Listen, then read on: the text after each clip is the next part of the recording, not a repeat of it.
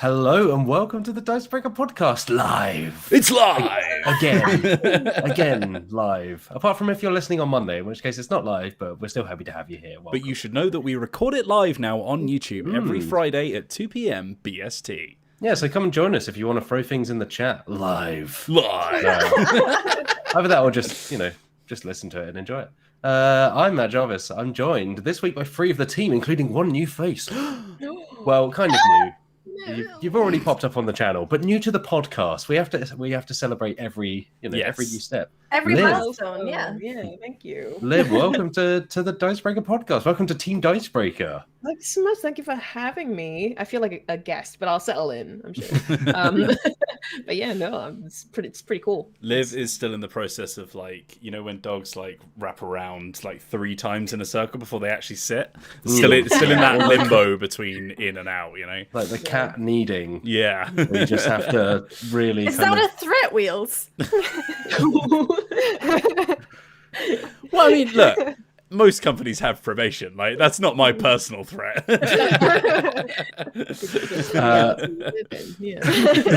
Of course, also joining us, Alex Lolies. Hello. Hi. And me. Wheels. Hello. I'm sure everybody else is dealing with this who lives in Brighton. Well, I say everybody else. I'm sure it's both me and Liv dealing with this. There is a windstorm going on right now. So if you hear an incredibly loud noise from my window, that's why. I've got a rainstorm. Oh, Matt, any storms in Cambridge? I mean, as a sufferer of IBS, I'm always living with the windstorm. So My bowel brother. we are here to chat about this week's, what we've been playing, what we've been doing, what we've been up to, a little bit of news, and then, once again, we have a brand new game that we'll be playing live on air, which I think will be a fun one. Just very quickly, sorry to interrupt you, Matt, but I'm absolutely disgusted. Where was the request for a bingo call?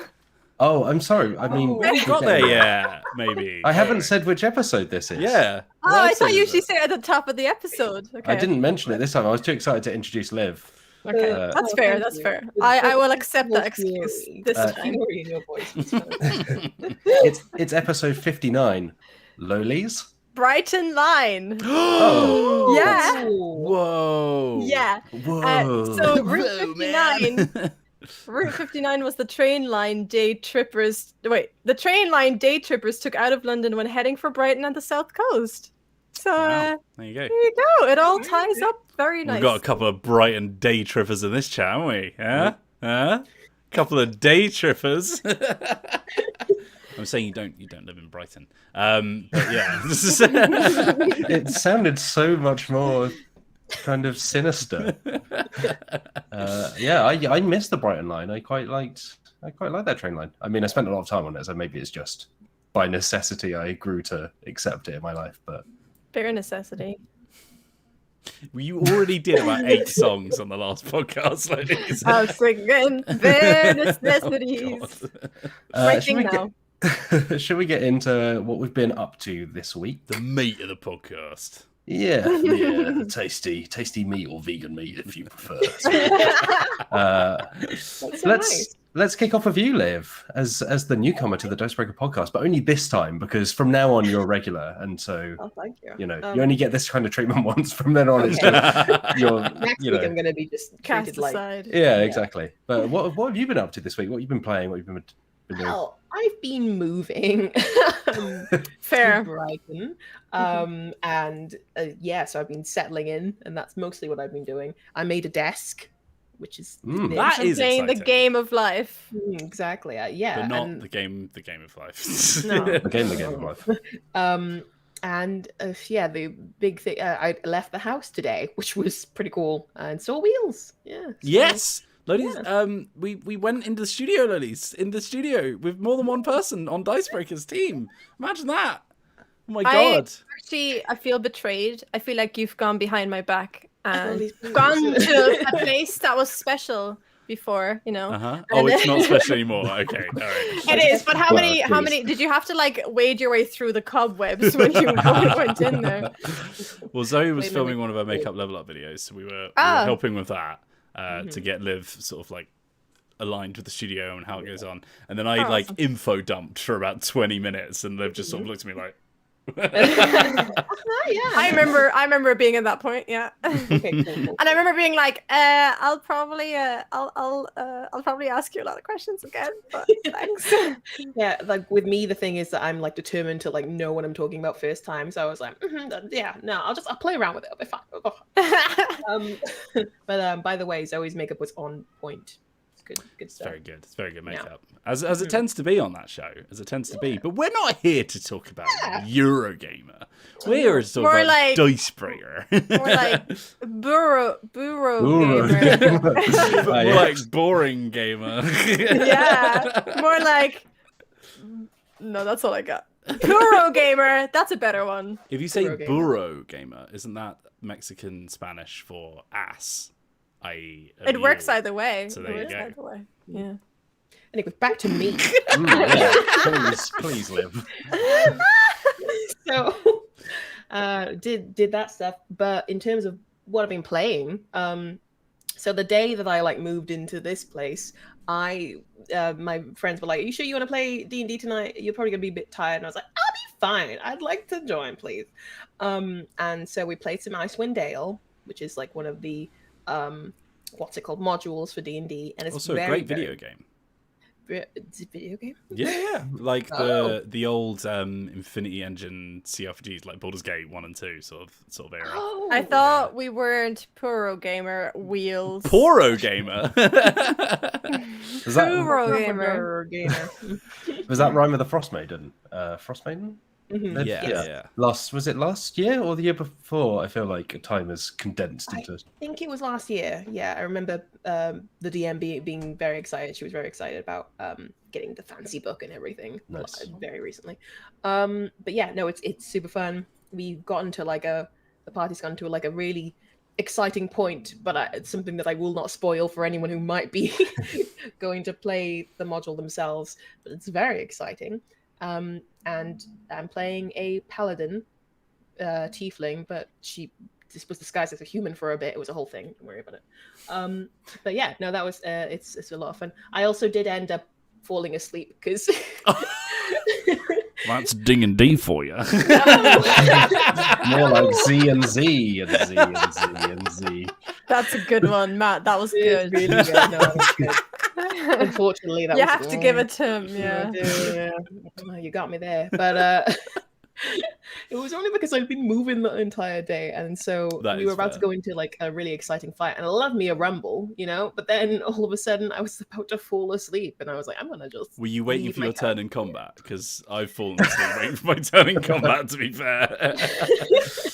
No, I didn't even get that far. I was like talking gibberish. I was like, she swings the sword.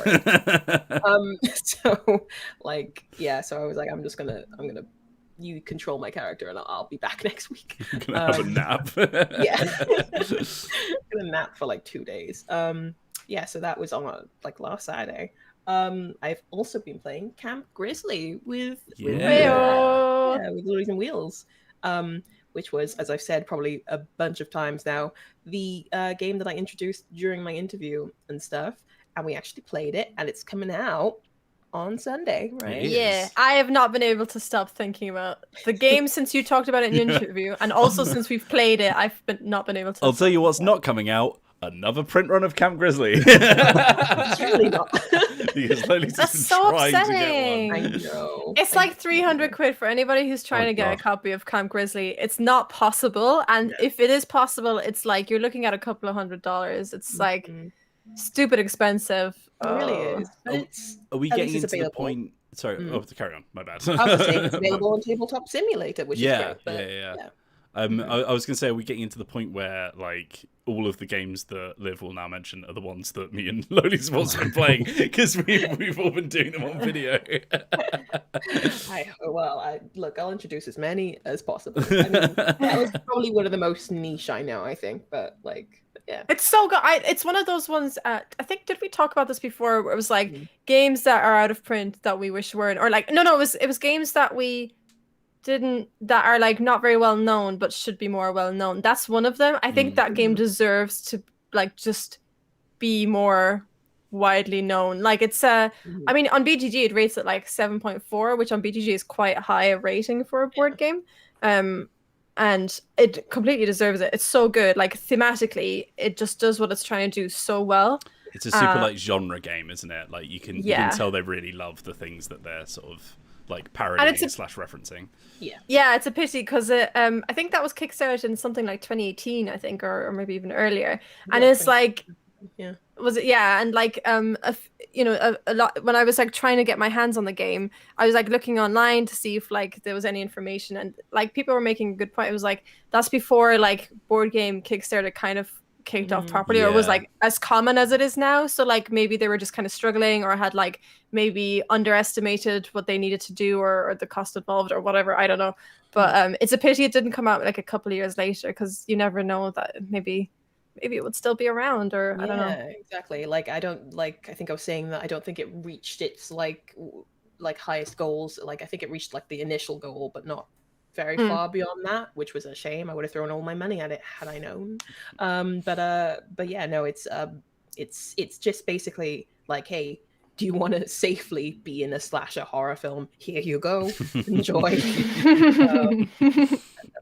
There was a moment where Lolies was like, I want to be in this film. Wait, no, not in it.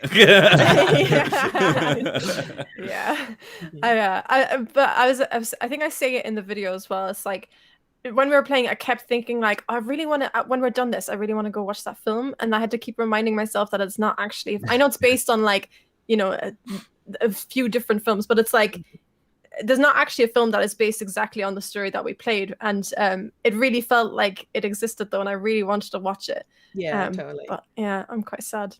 They should make a film and they should bring the board game back. They really should. I very much agree. Have you watched it? Has anyone watched any of the Friday the 13th films? I feel like I have. Probably, yeah. Like I feel like most people have, and I've probably at some point watched it. I think. I remember staying up very late when I was, gosh, I must have been about 9 or 10, maybe younger, maybe slightly older, and watching Jason X. And being really deeply upset by the bit where he freezes someone's head in liquid nitrogen and then smashes it like a light bulb. Yeah, and then later on just being like, that's really, really dumb. Like that just doesn't, like, heads and liquid nitrogen don't work that way. That's utterly ridiculous. How was I ever afraid of this? Are you sure? You can make well, I mean, I've never had personal experience, but I feel like that seems pretty accurate. Properly, it's like someone dropping a wine glass. It goes like that. Yeah. It's not. It is definitely like exaggerated. Definitely. Yeah, like imagine dropping a block of ice. Like that wouldn't just like turn into shrapnel. Like it would just do. It'd do like a crack and yeah. Jason X is a really terrible film. But that's why people watch it, right? Sure. Yeah, I mean, Liv, you may have different feelings on this, but I feel like Friday the 13th is maybe the most inconsistent series of horror films. Like the first one's not. Like the first one's okay, and then I think the second one is slightly better because it actually has like Jason. That's where Jason comes into it. I'm so torn because Wheels, you can't see. It's not. It's on the other camera, so nobody at home can see. The cats are fighting slash licking really each other. weird. And, Oh, so cute. Rosie went up and like put her head into like Toto's arms, and then Toto licked her, and then he bit her though, and then she was like, "No, what the hell?" Toto is a bastard, man. He'll just be like, like Rosie will be asleep, like just soundly, and he'll just walk over and just go, ah. It's like playtime now. Awaken. What are we talking about? Friday the 13th, which I can go for a long time on bad horror films. Yeah. Oh, same, absolutely. But yeah, Wheels and Lolies, you should definitely take a look because it's that whole vibe of Camp Grizzly. They've gone back to licking each other. I'm sorry, I'm so distracted. Lolies can't handle cats being in the background. If you're listening to the audio vertion, go check out the video version for no, they can't see each other. Yeah, anyone, because people on YouTube can't see it either. So just enjoy the thought the of audio narration, this audio book. Can we get David Attenborough in to? And as the cats move towards each other, they take a lick. No, please. You gotta be careful with your terminology there, Matt. Yep. I'm gonna get too distracted. Like I can't do this. I'm out. I'm done. Well, Lolies, do you want to take over now that we're getting into the territory of games that we have all played? Sure. I mean, that feels like shade, but okay. What? Does it? I played. I think you should go next because I'm looking at your list, and your list is extensively smaller than mine. Yeah, no, I know. I just thought we could maybe do one of the ones that we all did each. But if you want, I can take Camel Up and Camp You Grizzly. do it, yeah, because Yeah, I've okay. got loads of other things I've been playing. So literally yesterday we streamed Camel Up, which actually, to be fair, maybe I should talk about it because it's the first time I've ever played it, and I loved it so much that I literally, like, as I was coming home from the office today, went to Dice Saloon, our local board game shop, and asked if they had a copy. They didn't, but so I'm gonna have to try and find it somewhere else. However, I had a whale of a time. It's really, really good. If anyone has never played Camel Up before, it is a game about gambling on a camel race. There are camels of different colors, of like green and red and orange, whatever, going around like a circuit. And they are trying to hit the finish line. And when the finish line is hit by at least one of the camels, the game's over and that camel wins. But you're not controlling the camels, my friends. Oh no. You are the hoity-toity gamblers around the track throwing bids out on the next leg and which camel is going to win. And it is a load of fun. Like, I literally was cheering throughout the Let's Play. It's like, you know, it's basically you start with 3 coins. You gamble on, like, which camel's going to be first at the end of this round of dice, you know, and which camel's going to be second will give you a little bit of coins, but then you lose money if you get it wrong. You can put the long-term bets, say who's going to actually win the race and who's going to lose. You can make bets on, like, not bets, sorry. You can get coins, rather, from, like, either rolling the dice or putting down these little tokens, which can either help or hinder the camels, but give you some coin. So it's, like, it's all really straightforward, but genuinely, like, you're sat there like, oh, but this, if that camel went first, then this camel would do that. And the thing that I love about it the most, and the meeples are incredible for it, what's the wildest thing about Camel Up, which they really leaned into the second edition, and yes, Lolies, we'll get to that in a second. Your face. The camels can stand on top of each other. They can stack.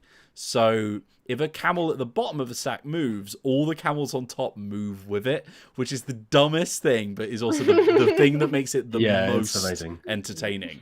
Because you're just like, sure, this camel's on top of at the start of the race is at the front, so you'd think surely they're going to win because, you know, even if they roll like a 2, they're probably going to beat everyone else. But if someone stands on top of that camel, the one at the top of the stack counts as the one who's in first place, provided they're in first place as the stack, obviously. So, like, if your camel that was at the start doesn't go first, it can get jumped on by other camels, and then if it ends up going, it will take them further and end up like 4th or whatever. It's wild. It's so much fun. The second edition adds like 2 camels that are traveling backwards as well, which can screw you up because they'll take the camel that you're betting on back to the start line rather. It's so good. It's so chaotic, and like, even when I was losing, I was still having a whale of a time because you're just like, way! It's like, I feel like it would be a great sort of like party game. And it's been around for ages. Like, that's why the second edition's out. It was game of the year 2017, I believe. 2017. I think it's like earlier Spiel than des that. Isn't it Jahres? like 2014? Maybe it was feel 2014. Yeah, maybe. But yeah, maybe, you're maybe. right. It's like it wasn't pretty hours.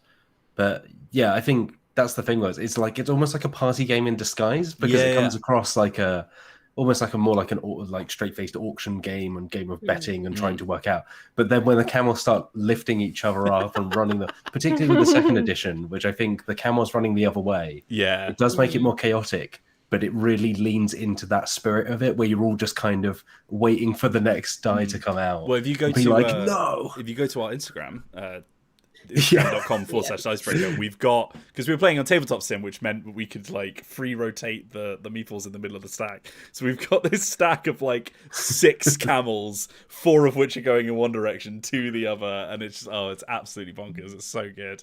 It's absolutely chaotic camel nonsense. Who captioned that, by the way? Me. Was that Lolies? Yeah, it was a very good caption. Very See that ludicrous Thank display you. last night. I like that somebody got it in the comments as well. I was like, yes. But Lolies, I'm sure you would like to talk about I would. the art The second edition. No, This I will podcast is never only not- an hour and a half long. I will never not want to talk about the art. Okay, so I mean, this is where I'm at, right? I think the second edition is better in terms of the gameplay because I do think that the black and the white camel running backwards add a level of chaos. I was like chaoticism. A certain chaos noir. Like you know me, I love chaos. So for me, the black and the white camel running backwards, it was the first time I played that version yesterday, and I thought that was a great addition. And in that way, I think the second edition is stronger. But I do think that the box art and the contents are ugly AF, and I think they should have just, I don't know, brought out another, maybe like spruced up the old box a little bit and made it a bit fancier, or I don't know. But I don't get the second box art. They're not stacked. The heads in the sky are bigger than the camels. The game is not about the heads, it's about the camels. It's too realistic looking, like the camels are for certain too realistic looking. It just like lacks all the fun of the first box. Camels look too much like camels. I really do agree, though. I like the original Camel Up cover. Although it just looks like the cover of a Beano magazine or something. Like it's not like high quality art, but that's not what you expect from Camel Up, like a game about stupid camel racing. It should be like goofy and cartoony, and that's what the first one is. The second one looks like some kind of bad film. 67.4% of Twitter agree with me. Of Twitter? Of all of Twitter? Yeah. But there's currently 436 votes on my Twitter on it. Pretty good sample size, yeah. Yeah, it's a pretty good, I think. About camels. Do you want to say that? Ryan in the chat is saying, Wheels, what have you done? Lolies would have talked about this regardless of whether or not I was going to bring this up, don't worry. Yeah. So anyway, I'm not gonna go too deep into it. If you want to hear my real opinions and also Mian's opinions, because obviously Mian's not here to share hers right now, you should check out the VOD from yesterday's stream. First of all, it's just good fun. We just all had a silly time, but also for that discussion alone, if you want to know what's going on, that's where you find out. Also, I'm bad at it.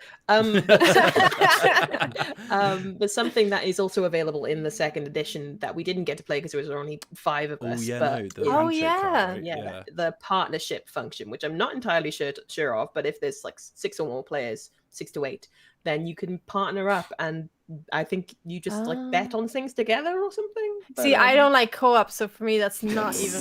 That's not. Wow, I don't want to share my. That surprises me. I mean, you guys saw yesterday. I'm really good at Camel Up. I don't want to be sharing my winnings with anybody. But Lolies, why would you want to drag me along, please? I'm guessing it's more like a catch-up mechanic, right? Yeah, it's like if you've got 2 people who are just destitute, then you can just be like, should we just team up? Yeah. Yeah, I think it's it. Double destitution. Is that a word? Didn't sound like a word. What else have I been playing? Did I talk about the last? We played the penultimate Arkham adventure in the campaign that we're doing. I can't remember if I talked about it last week though. I was like, I've mentioned it, but briefly. 5 years ago. That was 5 years ago. Okay, good. So Zoe managed to get her lightning gun out. I don't know if I mentioned that, sorry. Yes, you did. Yeah. I was confused about our Arkham thing that we did, the Let's Play. Oh, not no, the one not you're the doing video the game. story. Yeah. I was like, that's forever ago, Wheels. Yeah, but that's very exciting. I'll tell you what, one thing that we haven't mentioned is the me and Zoe now like this game so much that we're thinking about getting an Arkham tattoo of some kind. So you know the little heart icons that you use for damage? They've got this really cool like anatomical heart diagram. I might get like one of those like here in red ink. Wow. Go with the red fan of the thing. I was going to say maybe don't go with like what's it, the yellow sign, the cultist kind of mark. Yeah, they use to summon things. That might give the wrong kind of like vibe. Yeah, not into that one, but that's pretty exciting. So we're gonna do that as our like reward for finishing the campaign. That campaign has beaten us up, but we haven't we've been giving ourselves a retry on each episode, but we haven't yet completely failed at any of them. We've gotten like a few sort of like half successes almost, but yeah. But it's going well. It's good. I'm really enjoying Arkham. Like, genuinely really enjoying it. And whilst I haven't been playing many more tabletop games apart from that, I've been looking into the Sleeping Gods. Because I saw a review from No Pun Included, who are a board game YouTube channel. and they said it was like one of the best games they've ever played or something. I was like, oh wow, okay. So I like Googled it, and I remember when me and Zoe went on holiday, we were looking for games because we were supposed to bring Arkham, and I forgot to bring all the cards, so we couldn't play it. So I had like the box with all the stuff, and like don't have any of the cards to play. So so I was like Googling something that I could like order on Amazon that we could play for that week or whatever. And one of the ones that came up was Sleeping Gods, which is like, so it's like a co-op. It's like open world, which is kind of cool. So you've got this like huge node map, and you're like a 1920s steamship crew that have gotten lost in this mythical world, and you can go from sort of point to point and like do little adventures there. And you're trying to find like basically like 8 artifacts or whatever to get home. But yeah, it looks pretty good. It looks very good. It's interesting. So it's by Ryan Lorca, who folks might know from Above and Below and Near and Far, etc., which have a similar kind of vibe in that they use storybooks, which I didn't really like. I've always wanted to like Ryan Lorcat games and never fully just gelled with them. And so when I saw Sleeping Gods, it was like, this sounds completely up my alley, but I just feel like maybe there'll be that thing of like, I really want to love this more than I do. But seeing some of the response. The thing with those two, because I played Near and Far at a board game shop, I think, with like some big board game heads. And like, I think it was basically just a Euro game that had miniature little choose one thing. Like, it might as well have been like a Crossroads game or something, you know? It wasn't really a storybook.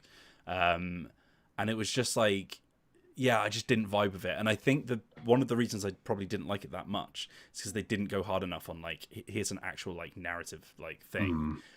So if this one doesn't seem very Eurogamey, it seems like it's leaning much harder into like, here's a cool story you can experience. Like every place that you go to has a new thing you can do, and it's co-op, which the other two were not, if I remember correctly. Yeah, I think you're right. You were like competing as well. So like, yeah, I really didn't vibe with Near and Far, and I'm assuming Above and Below was a very similar vibe. But they're pretty games, and like Sleeping Gods is pretty good as well. And like, I am really, really excited to play it. So that is something that I'm looking at getting. And more Camel Up. I want to buy Camel Up, so I'm going to buy Camel Up. I want to get Camel Up just because I need to get good at it. So Liv, you're going to come back in like 2 months and just do that thing of like bidding in the very first turn and then for like 12 rounds later. I was so excited about that. I was like, oh, this is going to be like a pro play and no one's going to see it coming, and then it just didn't do anything. So, look, you bet big and it didn't come out. That's the camel races for you, you know? That's just how it goes. That's Camel Up. That's Camel Up. That's Camel Up. Matt Jarvis? Me, if everyone else has run through the things that they've played and done. My bad. I flew over to you and then you threw it back to me and I got confused. Despicable. Yes, I've been playing the same kind of things. Camel Up, the Camp Grizzly, which we've talked about already. I played like one game of Star Realms, so I won't talk about that so much. I played Enchanted Forest and Labyrinth, 2 games that it was kind of weird. I kind of forgot they existed until I worked in a board game cafe a few years ago, and I was looking at like the shelves and I saw those games and I was like, oh my god, I actually used to play board games as a kid, like quite a lot more than just Monopoly, which was kind of what I thought I used to. I thought kind of Monopoly was like the only thing I ever played when I was a kid, but I had like this weird flashback where I was like, I remember looking under the trees in Enchanted Forest for the like little pictures, and Labyrinth, obviously the moving labyrinth thing. So I bought them because I just was like, I just want to see if they're like what they're like. Because I just remember like the experience and how I felt, not so much how the games actually worked. And yeah, they're very kids games, like they're, you know, for 4+, so they're very simple. It was good fun though. It was good fun.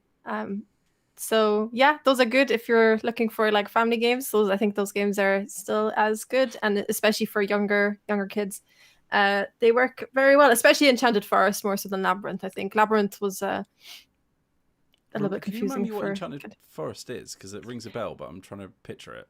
So you've got these plastic trees on a board, and you go around, and every time you land on a tree, you get to look underneath it, and it shows you like a treasure, like from a fairy tale. So like the Red Riding Hood like cloak, or I don't know, the I can't say words. You know what I mean, right? Like those Spindle kind of thing, things. yeah. Spindle thing, yeah.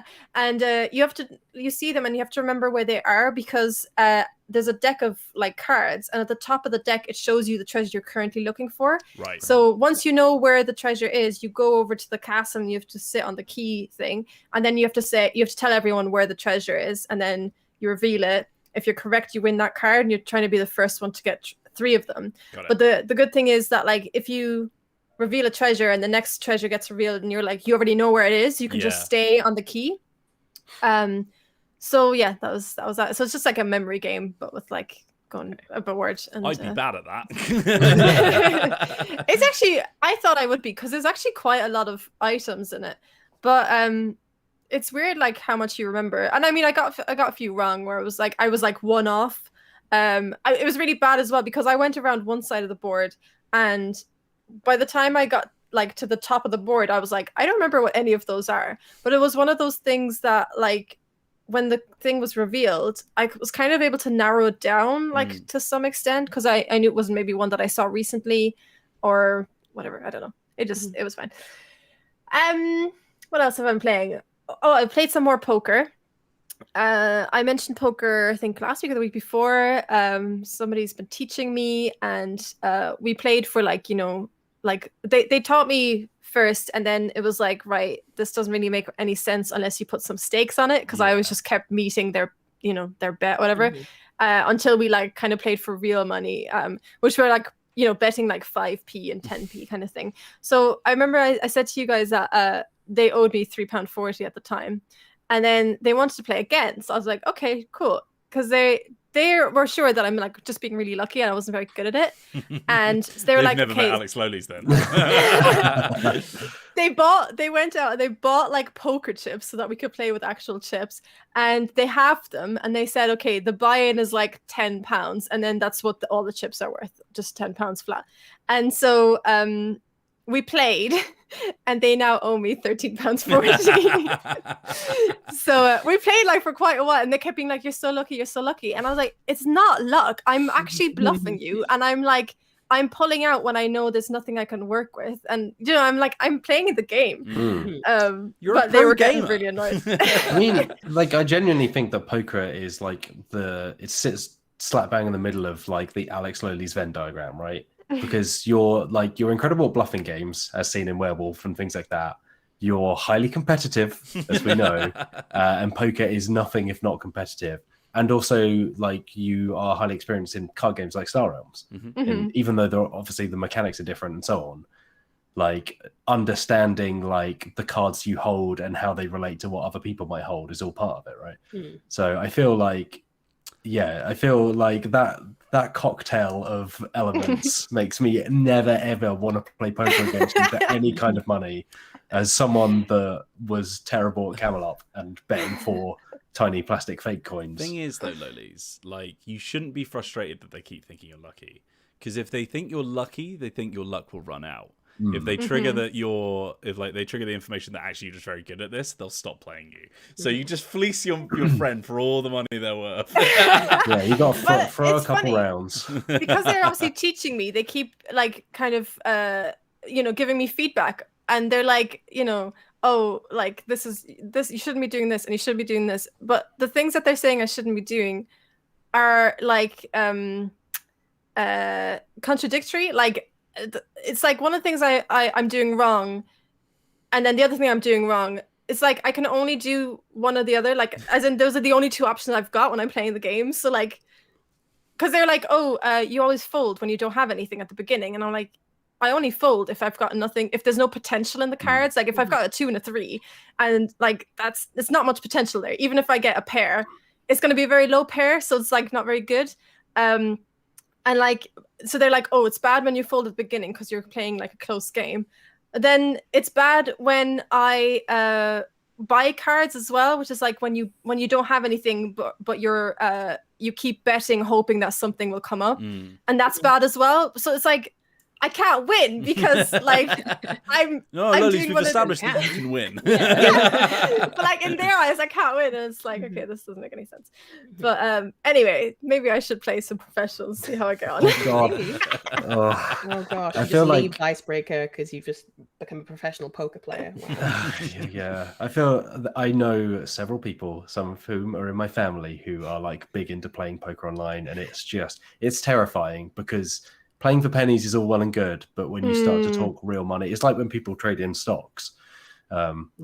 When the whole GameStop thing was going around, it's like I put £2 into Nokia or something. It's like, I'll see how this goes because I might make 20p or I might lose £2. But once you scale that up by a factor of 10 or 50, it becomes so frightening because the slope is very slippery. We should say gamble responsibly, please. I think like because we're only ever playing for like 5 or 10p like at a time, it's like I don't mind matching the bets because it's like, oh, I'm gonna miss out on like 50p or whatever. Whereas it's like you say, if there was more, I would be betting very differently. I think I'd be playing the game very differently, which might be bad actually for me if I'm doing so well at the moment.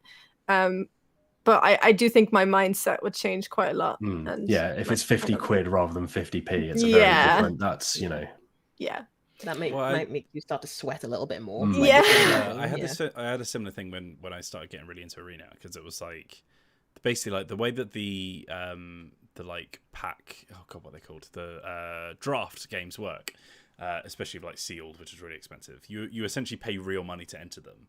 You get to keep your card at the end, but then you have like a win tracker where it's basically like if you lose 3 times in a row, you're out and you don't get to play that game mode anymore.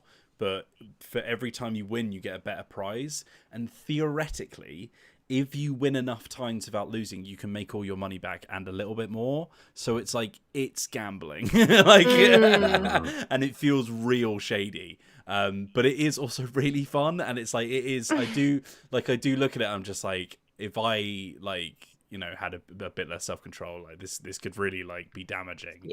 Because I was when I first started it, like we're press, right? So they'll give us a few codes every now and again. So when Strixhaven came out, I had some gems that I was just like I hadn't paid money for them basically, so it was like it didn't feel too bad. But then like when I was on holiday, there was a point where I was like, oh, I really feel like playing a seal game. I don't have any gems. I think so. It was just like, oh, it's holiday, like just shove a tenner on it, why not?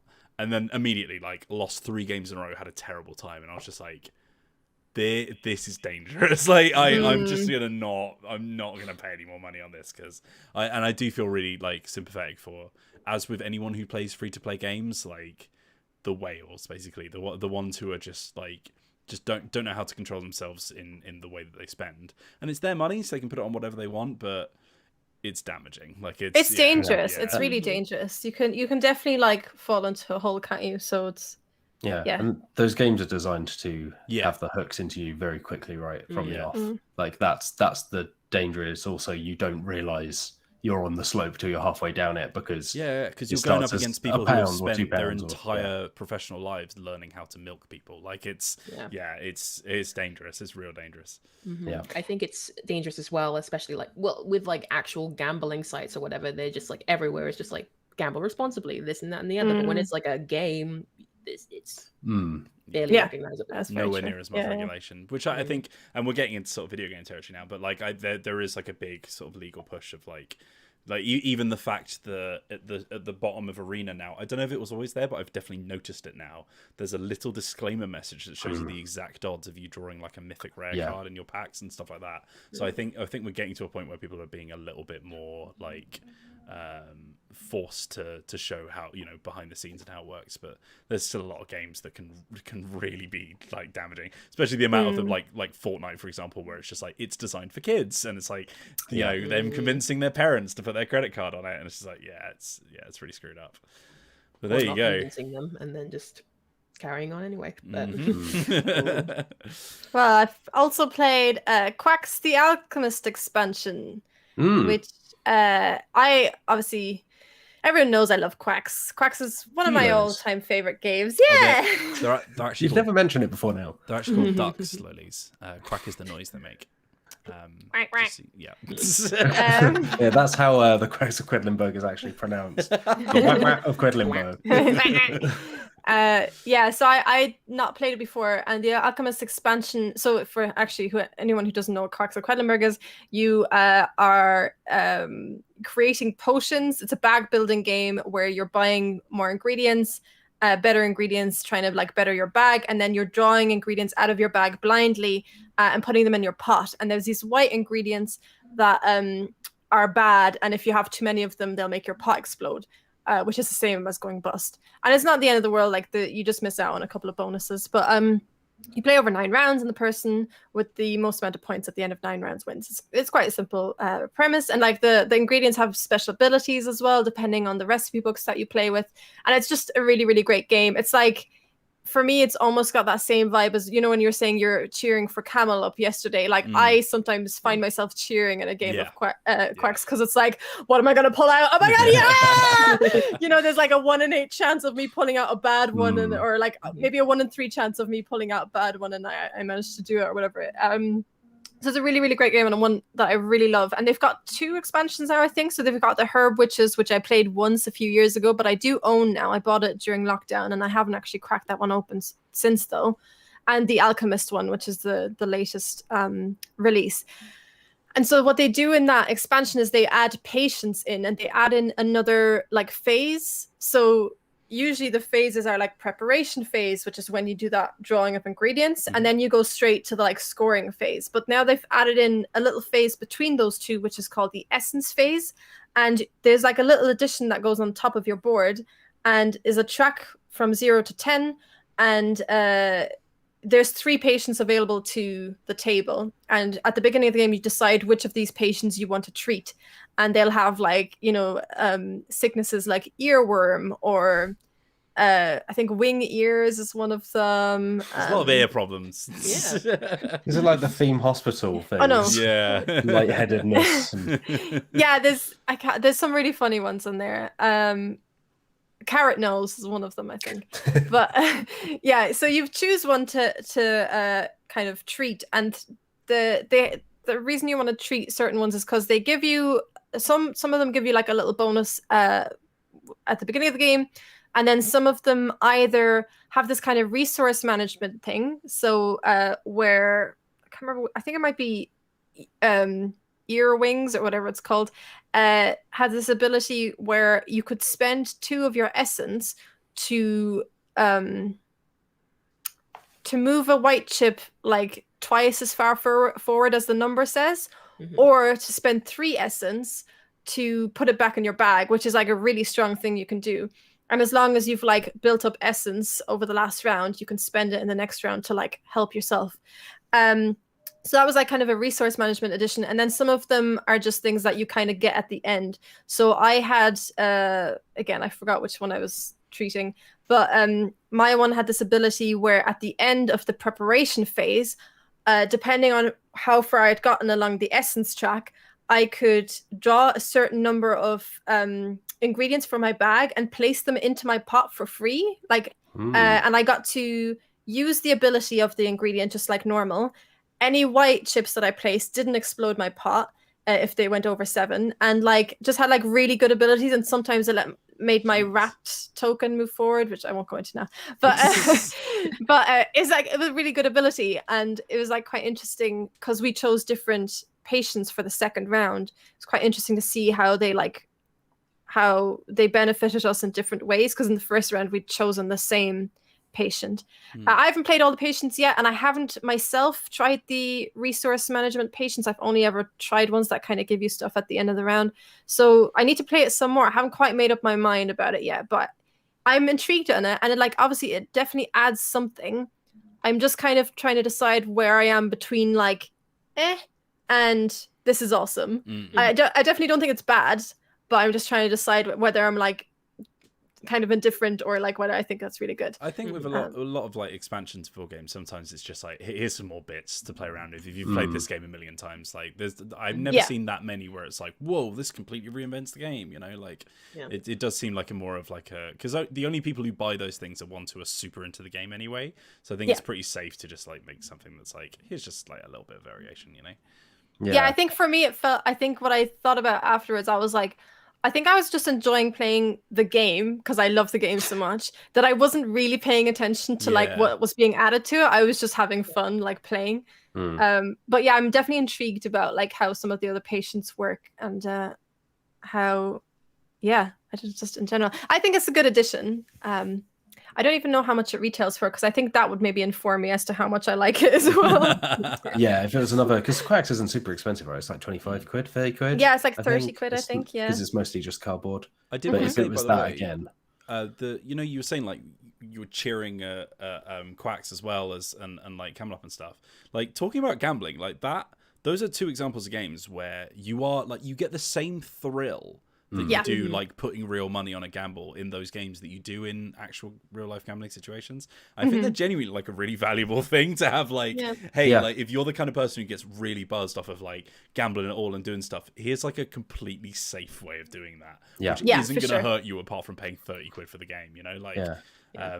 If there's anyone in the chat who like struggles with that kind of thing, and like I know it can be real hard, like genuinely that might be like a nice little itch. It's like a nicotine patch, you know. It's like I think slap it on. It's worth saying, like auction games in general, I think do a similar thing where actually you realize playing with fake money how quickly it can slide away from you. I mean, I say that as someone that is notably terrible at both betting games and auction games.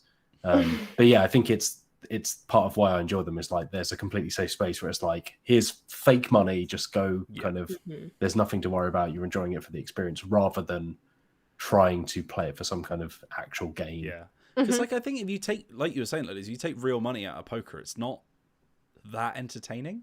No. Whereas like I think that because the board games have their own little like sphere that you're doing it in, like it does have the, you know, you can not care about losing loads of money in that space, but also like it means that you're not winning at the actual game, right? So it's like I think there's a bit more to it rather than just I'm about to lose £50 like, you know. But yeah, all right. Lolies, is that everything you've been playing? That's everything. I just played some more Gloomhaven Digital, but I've got nothing new to report there, to be honest. So that's it. Yeah. Nice. I have been playing more Oath, which I've spoken enough about at this point. There is a review coming. It's quite long at this point. I'm basically just trying to formulate my thoughts because there's a lot of stuff in that game and I'm trying to put it across. But the short of it is, please read the review. But the short of it is that I really like that game. I think it does some really special things. I don't think it will be for everyone, much like Root and much like every game really. But I think Oath is one of the best.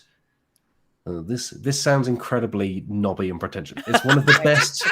That's how you can tell it's a Matt Jarvis review. That's the promise. It's one of the best like vehicles for emergent storytelling that I think has come out on the tabletop in a while. So like rather than giving you a crafted narrative, it kind of just gives you the ingredients of a world, and then the best stories that happen in that game are between the players. And they just kind of emerge naturally through the things that you're doing rather than being like a scripted, like you pull a card and then you make a decision, or you pull a card and it forces you to interact with someone else. They just happen naturally.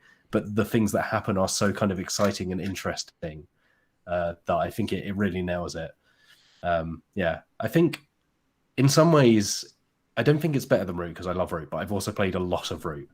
But I think there is so much of that game where it could replace like a number of my favorite kinds of games. Like Twilight Imperium is another one. Like Twilight Imperium, amazing game, takes forever to play, is super complicated. Oath does some of the things that Twilight Imperium does, not all of them, but it does some of them in a package that is like much smaller in terms of like investment of time and investment of energy, and money. But still gets the I think it's like over 100 quid, but maybe that's the Kickstarter edition. Because the Kickstarter edition has some of the best components I've ever seen in a game. Like the metal coins are incredible. I know that you don't like metal coins, Wills, but they are like really detailed. They have tiny like etchings around the edge. Well, those little books are amazing as well. The secrets, wooden secrets tokens. So I was kindly sent a copy of the Kickstarter edition by later. So those replace like cardboard coins and secrets, but the board is like a neoprene mat and things like that. Yeah, no, this is definitely the £100 edition. I think. I think the neoprene mat is in any edition, but Okay. definitely the coins and the secrets tokens, I because believe, Root are was like exclusive to 40 Kickstarter. quid, and it doesn't seem like you'd need much more like production cost to make something of the same material. I would expect as well. The box is bigger, like there are more things going on in it, but yeah, and there's a lot of cards and a lot of Kyle Ferrin art. There are like 400 cards because I sleeved them all. Oh, Jesus. Like I was sent sleeves with that copy of the game, and I was like, well, I guess I'll sleeve these. I'll spend my evening sleeving these. Lolies, for you also laughing at the comment in live chat from Orangeful. Yep. Matt is talking about Oath. Content is always so fresh. Look, I said I wouldn't chat about it for long, but go read the review when it's up. I really like it. Other things that I've been doing, other than playing Oath, which is not board games, because all I've done is play Oath. I read the whole of Drifting Classroom, which is a manga from the 70s by Kazuo Uemezu. It is about a classroom that disappears with a load of school kids in it. It's really messed up in so many ways. It's kind of Lord of the Flies meets like Junji Ito horror. Oh God! There are a lot of moments where I was like, whoa. But I think it's really good. It jumps the shark slightly towards the end, but I think it's still worth reading if you're into that stuff. If you're into some like horror, like particularly Junji Ito style horror. That kind of reminds me of. I'm just like building off of your thing here, piggybacking. But I like based on a manga, Alice in Borderland on Netflix is very good. You might like it if you like that kind of thing. It's basically like these guys find themselves.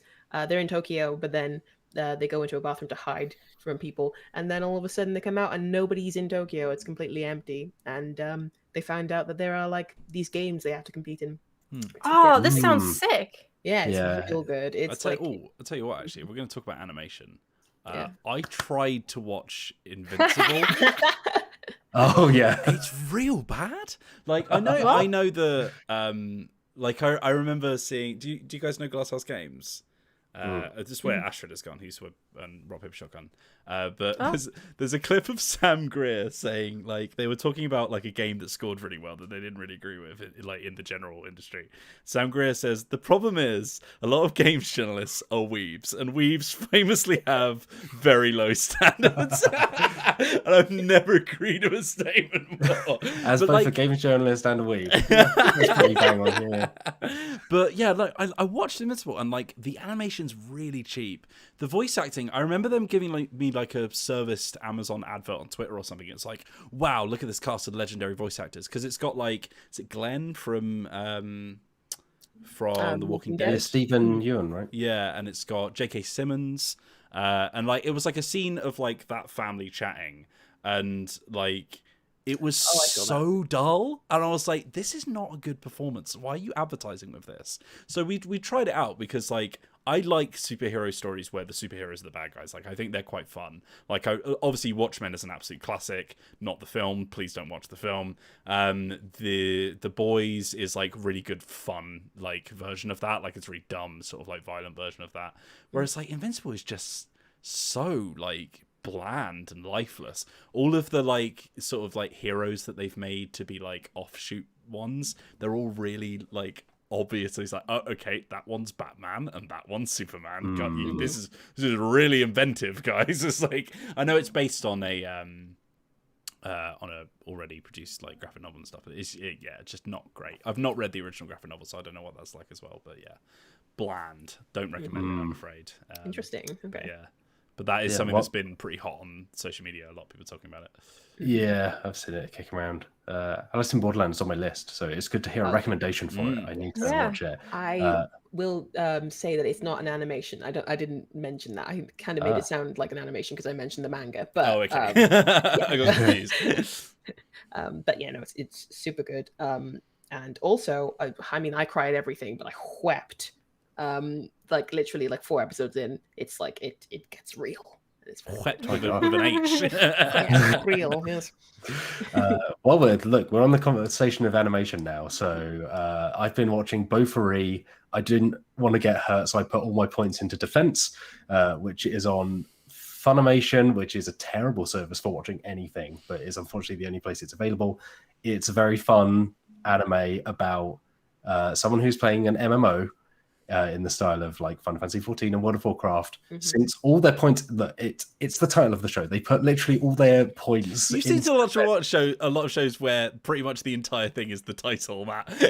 I mean, it's a very common thing in anime, particularly. Like everything is like a Smith song. Everything is like 15 words long and very literal. But it's a really good fun one of those. I think people who like whether you play MMOs or even if you play just like tabletop RPGs, like one of the things it does really nicely is it's really silly and lighthearted because like she's indestructible from the off because she puts like 100 points into defense and then gets attacked and just stands there and like just doesn't sell anything. It's just like, but it sounds quite funny actually. Yeah, it really sweetly captures the experience of playing games with people, which is something that I didn't expect from it. I thought it'd mainly just be kind of a gimmicky kind of show, but the people she meets like who guide her through, like, oh, you're a newbie, like let's show you around, or like here's how you do this. I think it does that stuff really nicely, and it's just like a really kind of light but warm watch. So yeah, there we go. Go watch both of you.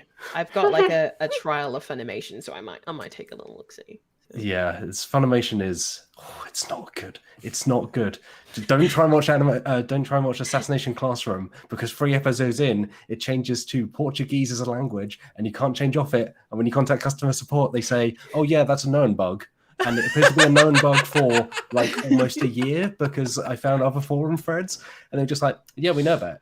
Is Funimation did Funimation as a website just invent itself because they saw Crunchyroll as a thing and they were like, oh crap, we need to make one of those too? Is it one of those sort of like?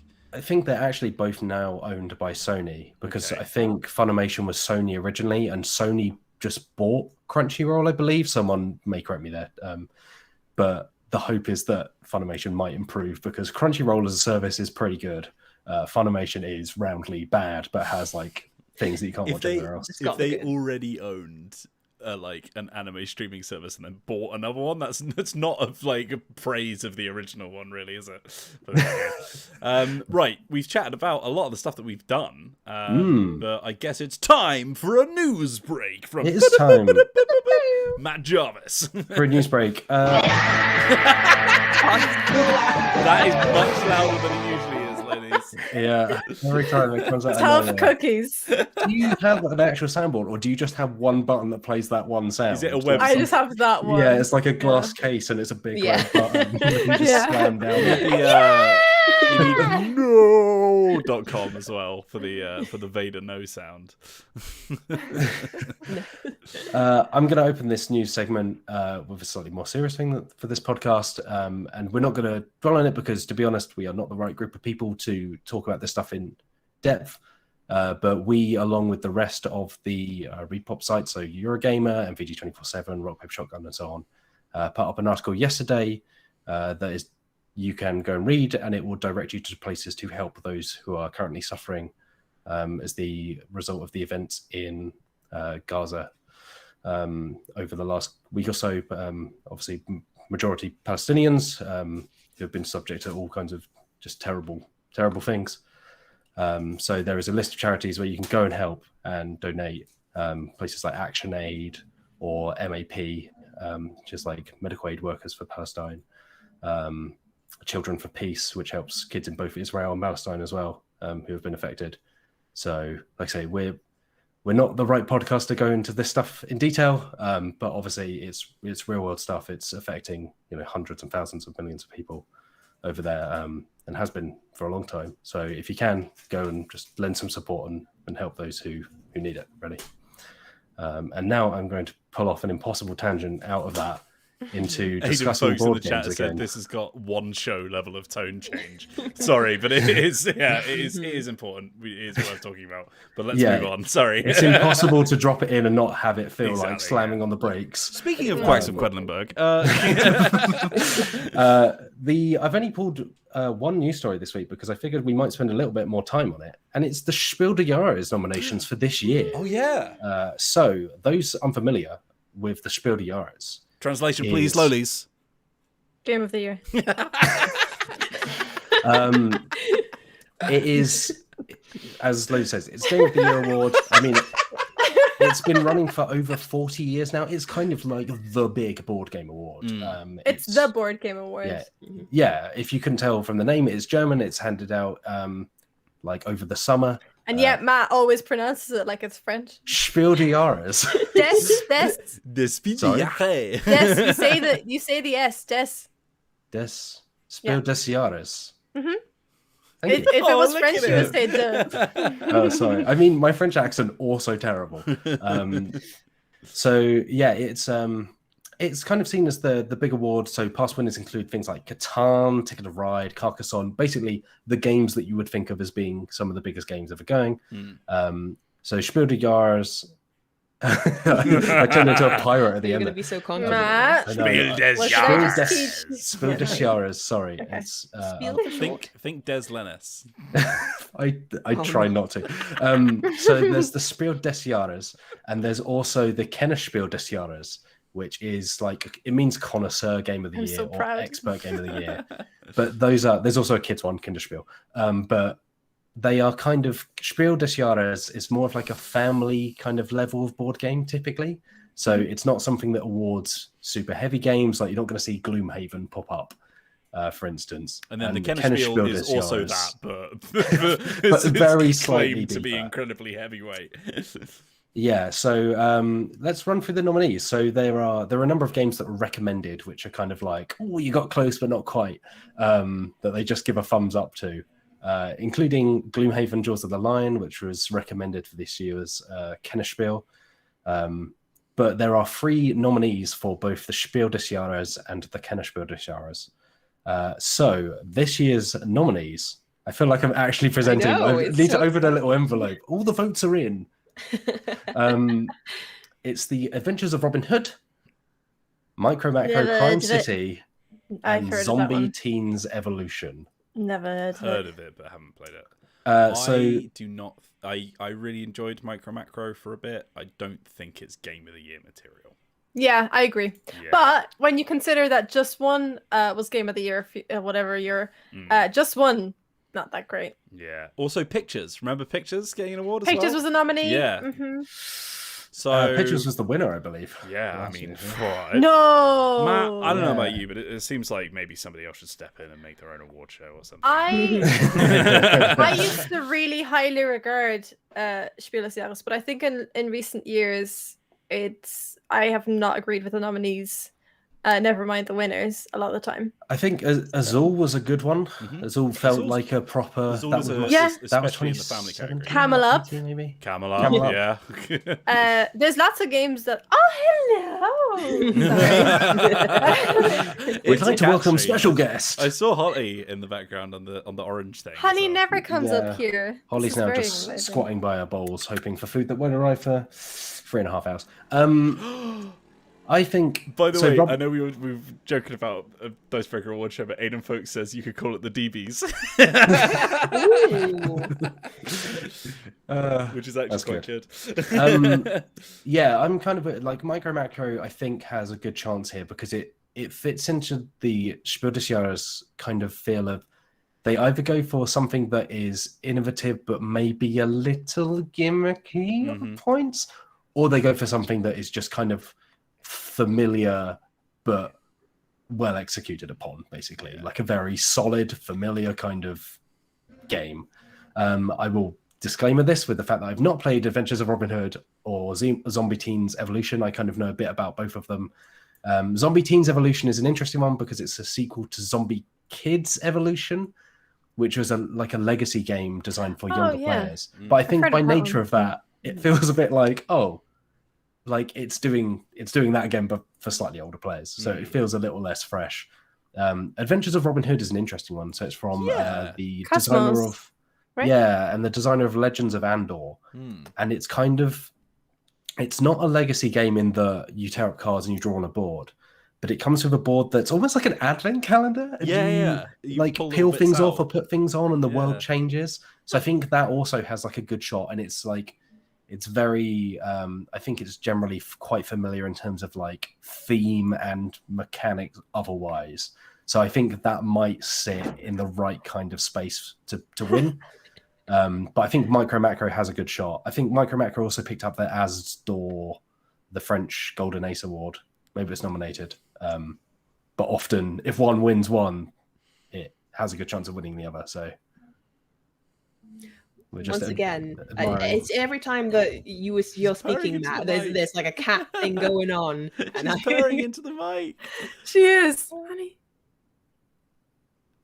This is golden. If we were on the radio, this would when they'd be starting to play the emergency tone when they don't talk for 30 seconds. This is like, oh, why did you get pulled off the air? Oh, well, we tried to broadcast the cat purr.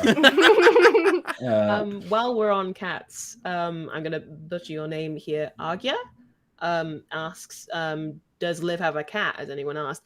I do. We have asked. That was in the interview process. Don't worry. Yeah, no, you can't have a job unless. I'm pretty sure I brought it up by myself, but yeah, no. Yeah, because the cat had pooped on your bed, right? Pooped on my bed. Yeah, she pooped on my bed. But yeah, no, but she's at home right now. And I've moved. Yeah, Liv has moved to Brighton, which none of us knew until the first day of Liv starting here. And we were like, "Oh, surprise!" Because obviously, like the office is only open if people want to go to it right now. Like it's not. There is no compulsory. So Liv was well within her right to stay where she was, but decided she didn't want to, and that's fine. I wanted to get the struggle out of the way. Yeah. Because also I'm probably going to be moving again soonish because I would like to have my own place so that I can then bring my cat from where she is at home. She's like 12 and she just wants to be with me and I want to be with her. So yes, she's called Bella and I love her. Aww. Oh, that's delightful. Cute. I can't wait to meet her. Yeah. I'll just hold her in front of the camera on a podcast. Like I do, yeah. At some point, we'll just have to have, once we can all get back together, just a Dicebreaker cat gathering. So far, my cat, we've just moved house about a month ago, and there's 2 other cats living here, and Honey has made it very clear to the other cats that she's in charge by hissing and growling at them, and they run away every single time. Honey. Yeah, it's not been a good time. Honey the bruiser. She's such a bully. She's literally been chasing them down the stairs and out the house and stuff. It's really bad. I don't understand why these cats are here. I'm going to chase them out. Like they're mice. She's really showing them who's boss, which I feel like I'm proud of her in one way because she's such a shy cat usually, but I feel bad for the other 2 because they're being chased out of their own home. Oh. Yeah, and they're so lovely as well. Well, that concludes our discussion on the Spiel des Jahres. Gathering. I'll run through the Kennerspiel des Jahres nominations very quickly. Oh wait, hold on, I've gone past them. Point Salad was recommended. Rip Point Salad for not recommended. Recommended for the Spiel des Jahres. Sorry, not what? Like 5 years later? Yeah, it came out a while ago, but I think both the Spiel and the Kennerspiel depend on their German release. It might have been that they were later released in German language. Okay. So this year's Kennerspiel des Jahres is Fancy Realms. So these are nominations: Fancy Realms, Lost Ruins of Arnak, and Paleo. So I've heard of Ruins. Yeah, apparently we're not very I've heard of 2 of them, but I've not played any of them. Yeah, so for a bit of background, Fancy Realms comes from Bruce Glasgow, most known for Betrayal at House on the Hill. Lost Ruins of Arnak is like a mix of deck building and worker placement. And Paleo is like a co-op game where you are surviving in the Stone Age. I believe, of those, I've not played any of them, much like the rest of the Well, yeah, no, but it's weird. Paleo's got a bit of buzz behind it. But... I feel like with board games, apart from things like Frosthaven and so, there are a few that the next like Root was massive. There are a few games where everyone has heard of this thing, but also there are just so many games where someone would be like, "Here's our game of the year," and you're like, "What the hell is that?" Oh, it was only 50 copies were printed. And it's only available in German at the moment. That does happen. It's like sometimes the Spiel or Kennerspiel win is enough for something to then get the momentum to be localized into other languages and regions. So sometimes it is the way that something that came out several years ago will win, or something will win and then not kind of blow up for several years because it takes ages to produce and print things. So yeah, it'll be interesting to see what comes of this. I mean, it's not been I don't think it's been a super strong year for new releases because of everything going on. I I don't think it's a super weak year either. Like looking at those games, they seem like they fit into those categories, and it's not a stretch. But it just, there's nothing there that's really excited me. Microbacker is cool, I guess. Microbacker is a cool concept. I think it had it stuck the landing, I think it would have been a really big blow up. But, I do think, I think the idea is good, right? And hopefully feels like a proof of concept, right? And I think, seeing as they're now working on another one, I'm excited to see what they do with it. Yeah. That's a new segment, newly shortened. Other things on the website, which I'll quickly run through. Hello, Holly. Mian spoke to Isaac and Lindsay from Rose Gauntlet. She's not meant to do that. Luke Shaw wrote something about the passing of the Berserk creator Kentaro Miura. That went up on the website today. I spoke to Blacklist Games and Needy Cat Games about Myth and Goal, which is kind of like a Blood Bowl spiritual successor, although they're very deliberate in saying it's not a Blood Bowl spiritual successor. It's a fantasy football miniatures game that's coming out. It sounds kind of cool. There's more of a focus on team management. Chase covered Frosthaven, the recent stuff around Frosthaven and the steps they're taking to be more culturally sensitive around definitely some of check that one out. Some of the elements of the world in the last game, Gloomhaven. Maybe avoid the comments section on that one.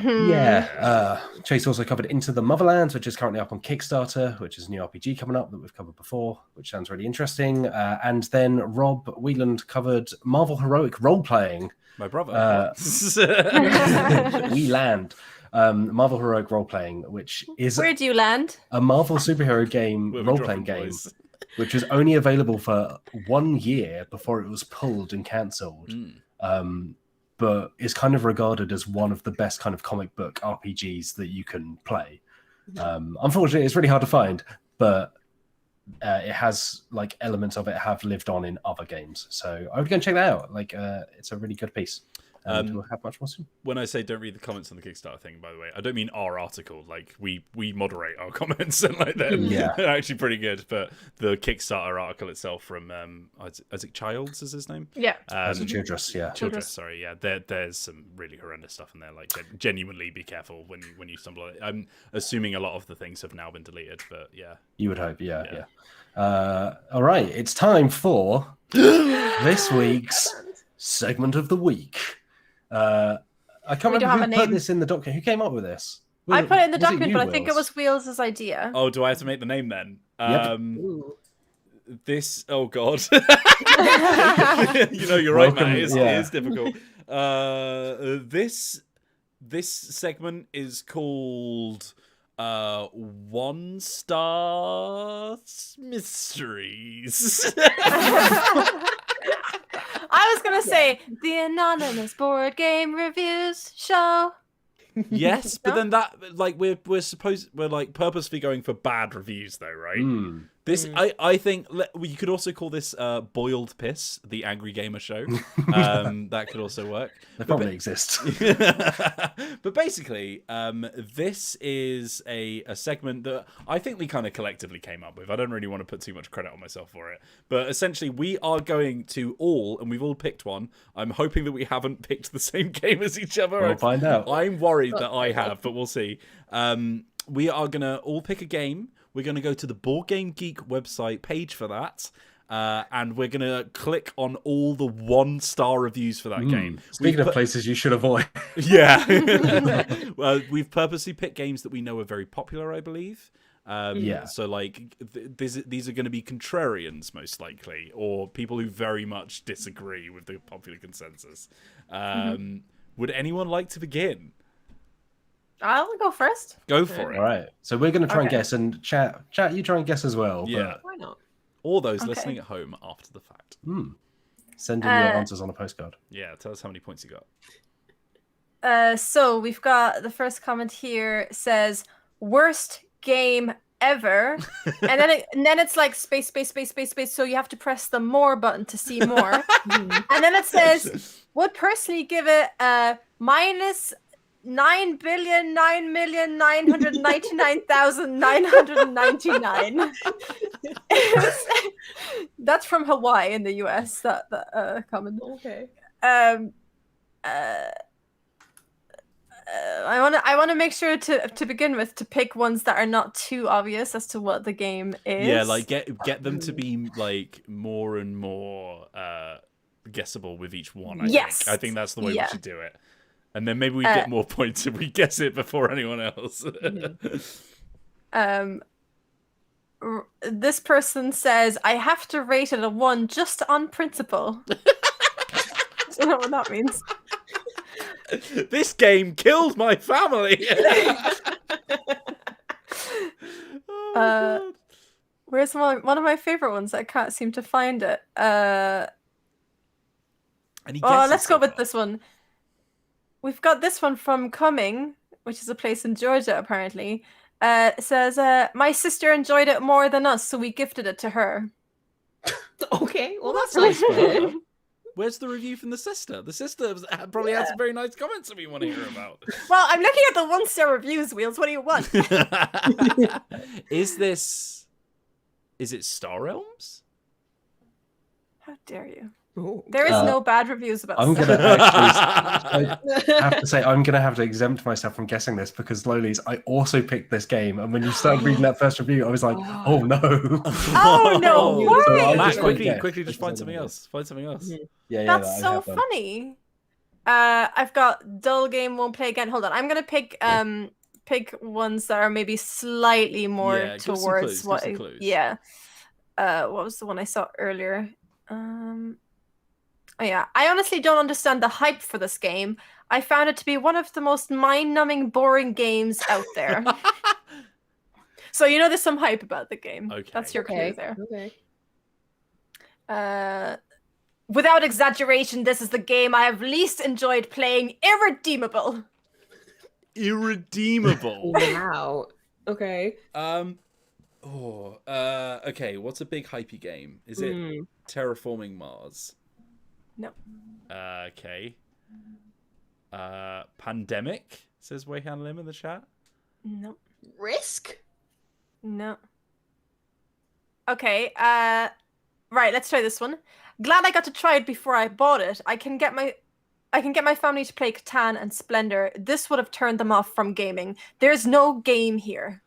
I would say at least one person in the chat has now guessed it correctly. Is it The Mind? Nope. Okay, that's a common one that people say. The Mind, I bet, is nightmarish. This isn't even a game. Okay, I'll...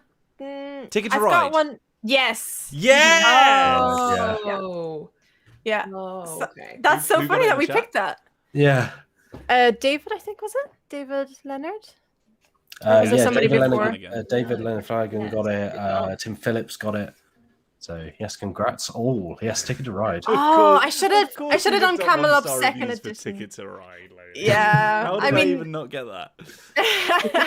Okay, all right. Okay, I've got a few sort of lined up that I think get less complex of each. Okay, one. Yeah, go from us, Wheels is on 1 point, by the way. We should probably say that. Okay. Alrighty then. Here we go.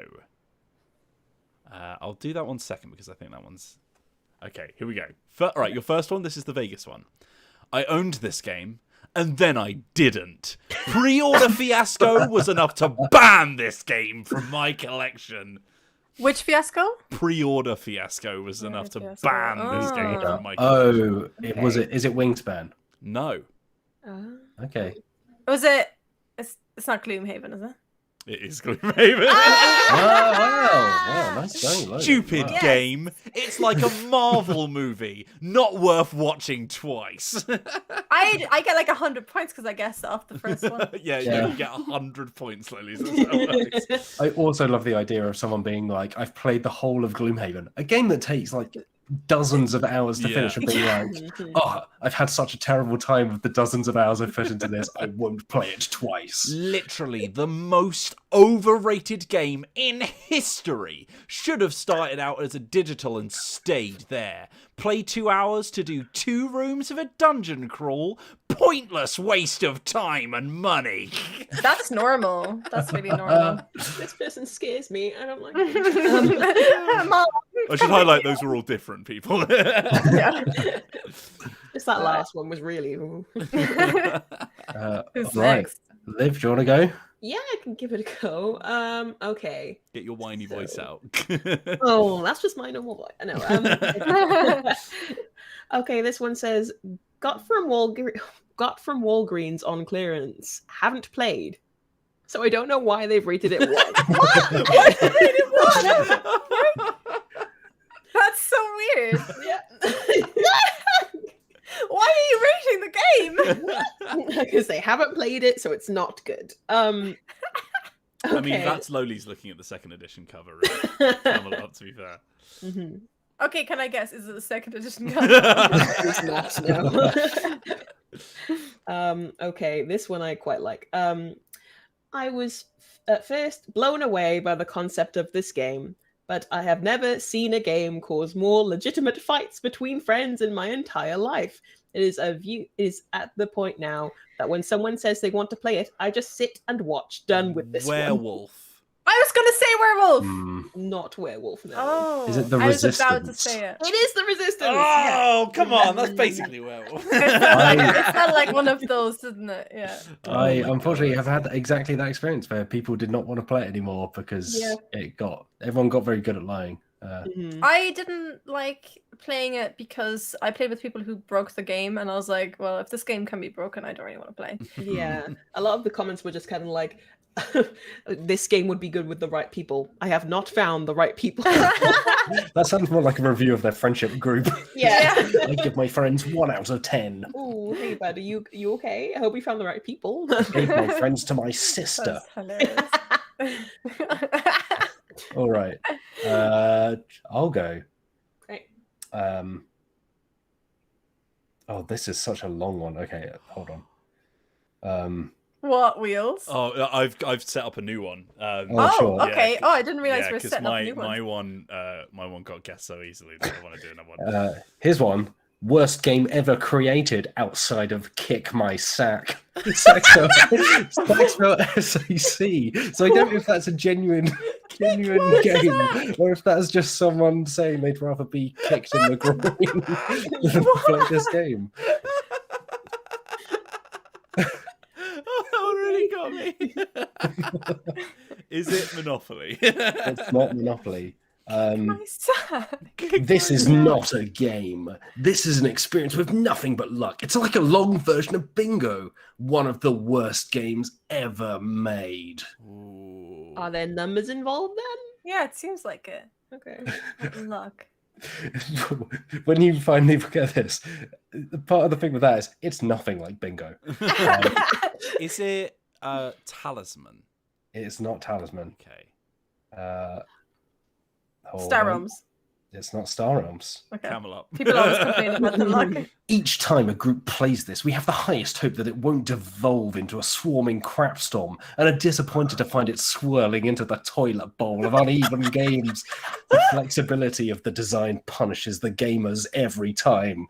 Oh no, not the gamers. Betrayal at House on the Hill. It is Betrayal at House on the Hill. Yes! Wow. Get Well it. done. Wheels is winning. Yeah, no, it's very good. I'm personally offended. How dare they? It's funny actually, Matt, that you picked that, because earlier when I was getting mine ready, I was like, because we kind of had looked at these before, and I kind of had touched on Ticket to Ride before, so as my backup game was Betrayal at House on the Hill, so it's really weird that we're choosing the same games all the time. Thomas Warhack in the chat says, that's not fair. Kick My Sack is a solid 7.1 on BBG. Oh my god. Have we gone all the way around now? Yeah, we have. We could probably do a couple more quickly. Yeah. Have you got a second one lined up because you started, Lolies? No, go for it. I Okay. didn't realize we were doing another round, so I wasn't ready. All right. This is okay. Here we go. This one comes from Australia.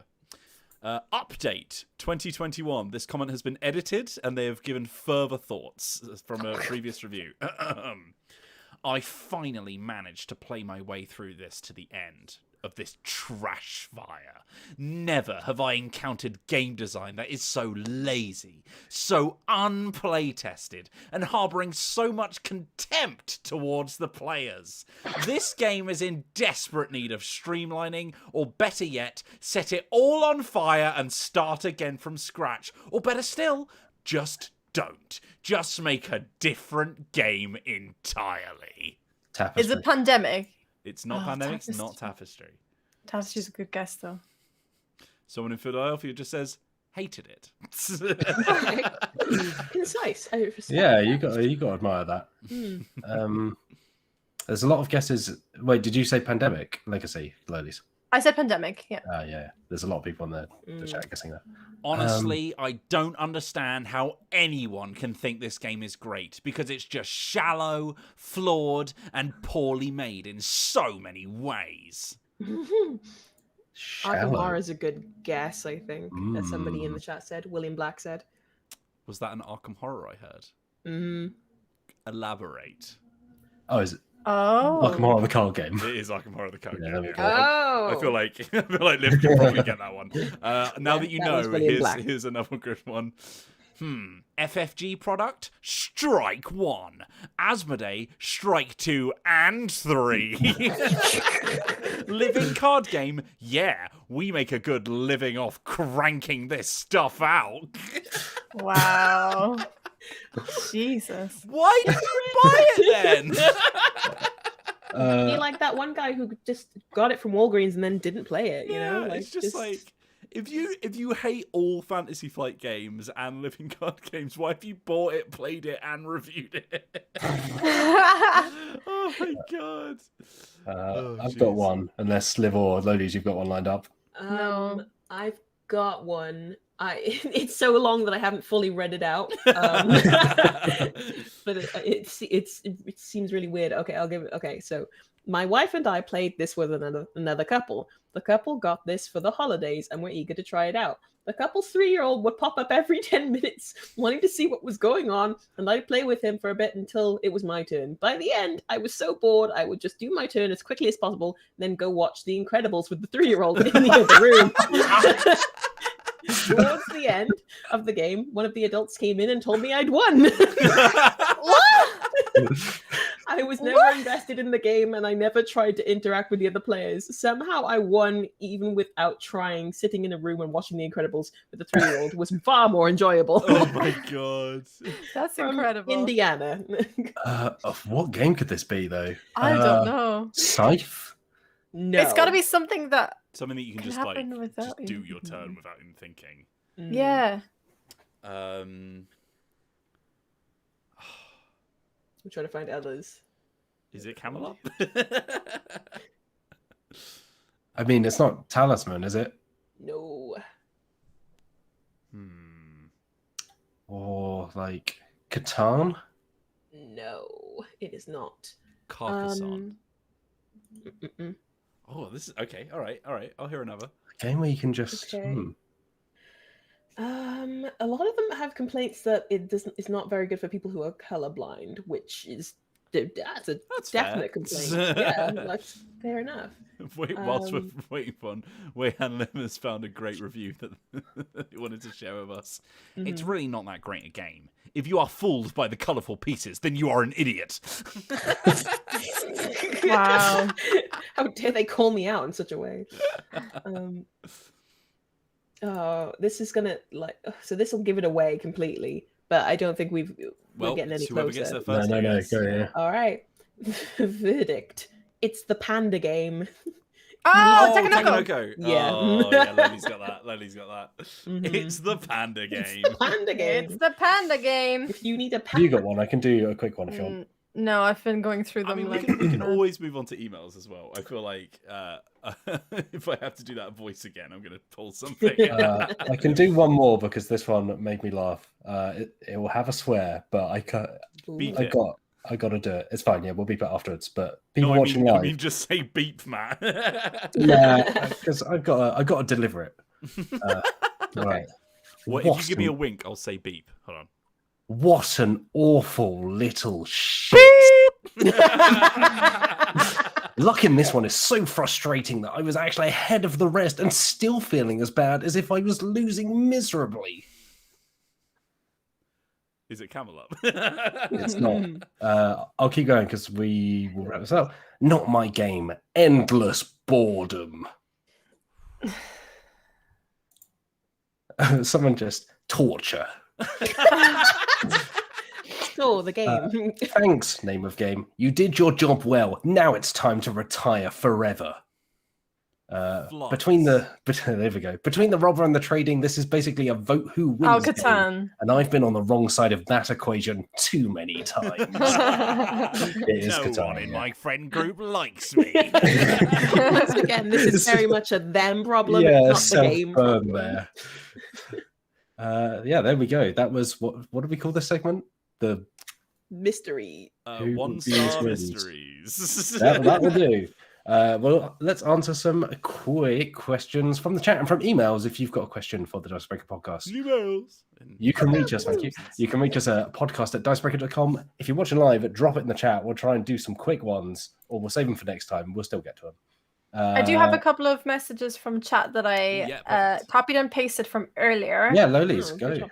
One from Josh Warrior, who says, a quick question for Mr. Whelan. When is the next MTGA stream going to be? I'm trying out a new blue deck that isn't all about shutting down your opponent. I would love to see someone play a blue deck in a way that isn't designed only to make someone upset. I'm not sure when we're going to do our next arena stream. Because we've got 3 members of the team now, so we're just so much content. We're just making it rain with content. But yeah, no, look out for that. Maybe in the next couple of weeks, like we can slot one in. Absolutely, because I really like doing those. They're really good fun. People seem to really enjoy them too. Yeah, so. I need to fix my arena account because I physically cannot accept battle requests right now. So honestly, arena support is really bad. So look out for that. Yeah, thank you for your question. Wheels, would you like to read this one from Eleanor? Okay, Eleanor Smith asks, I have a question. What would a Dicebreaker version of Taskmaster look like? And honestly, I think that's what we've kind of been trying to do with this new segment on the podcast. But what would a Dicebreaker version of Taskmaster look like? I've not watched a whole lot of Taskmaster. I've just seen clips. I haven't watched any of it. So yeah. Lolies, It's very you're a good. resident Taskmaster expert. Well, let me tell you. It would just be Taskmaster, but with us. Like, I feel Taskmaster contestants fall into like different categories, right? You've got like logical, slow approach. You've got impulse, like try everything approach. Lolies, You've got completely off the wall, like going to solve this but in the most unexpected way approach. So like, that I feel like we could slot into each of those categories. But who knows?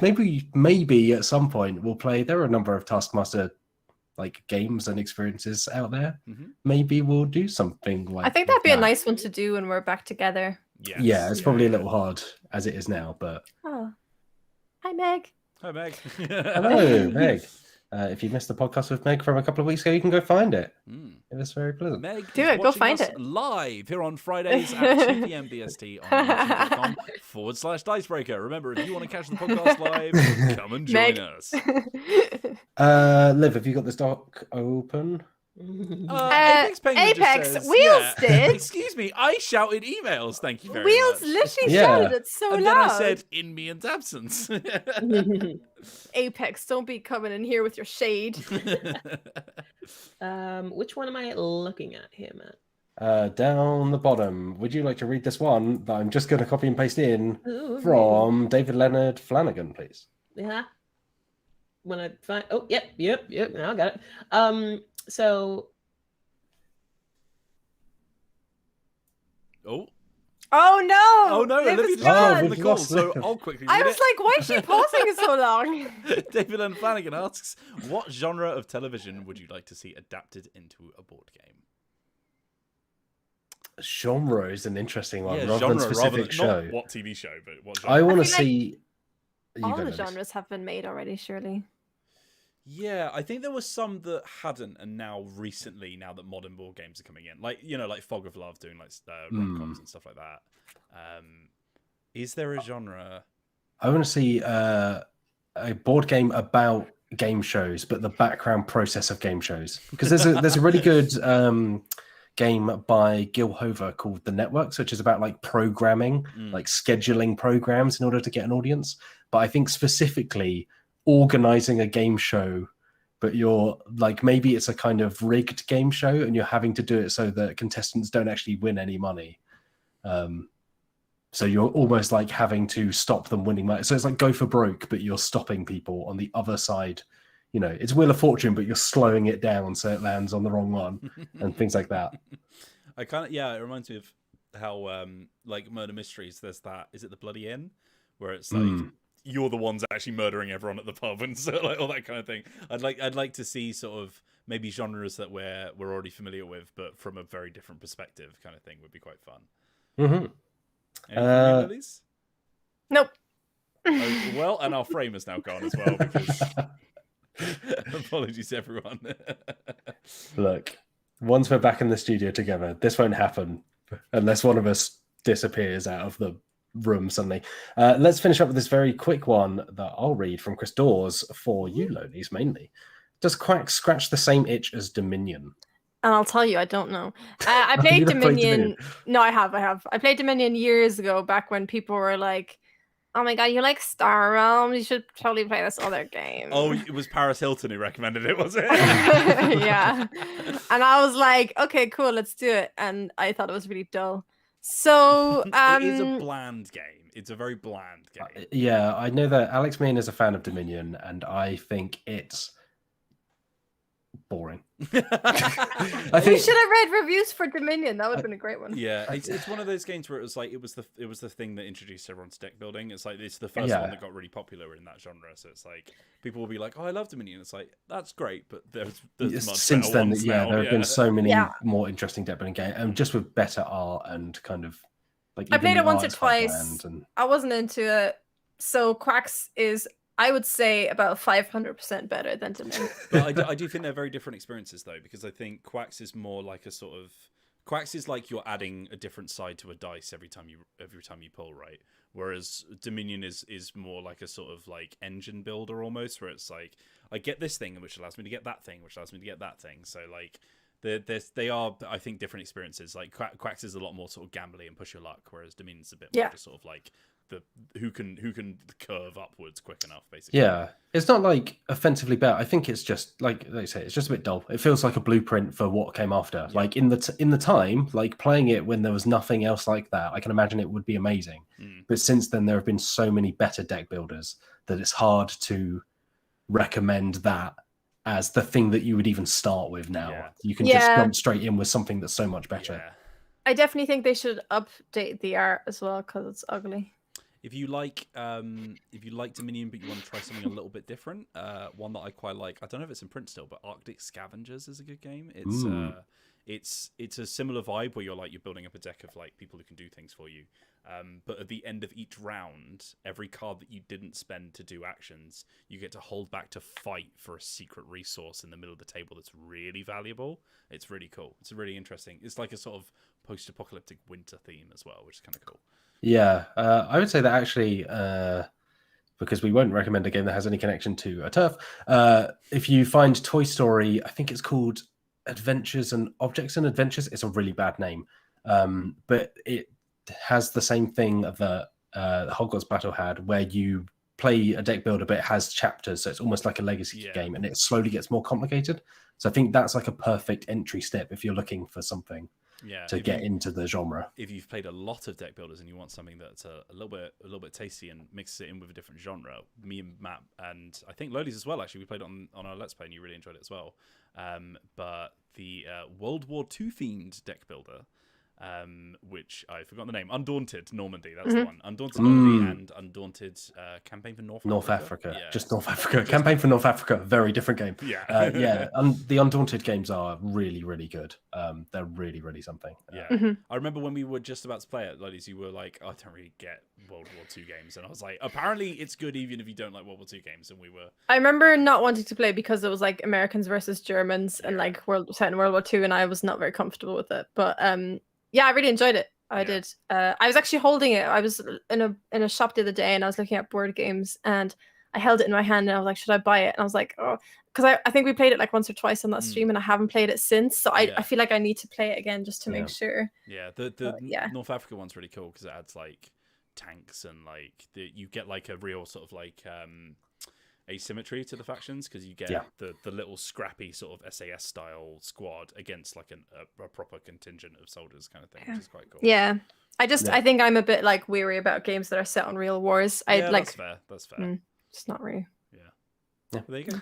Yeah, and there we go. That is this week's podcast. Thank you for being here. Thank you for being here, Liv, before you vanished off into the Rest in internet peace, effer Liv. world.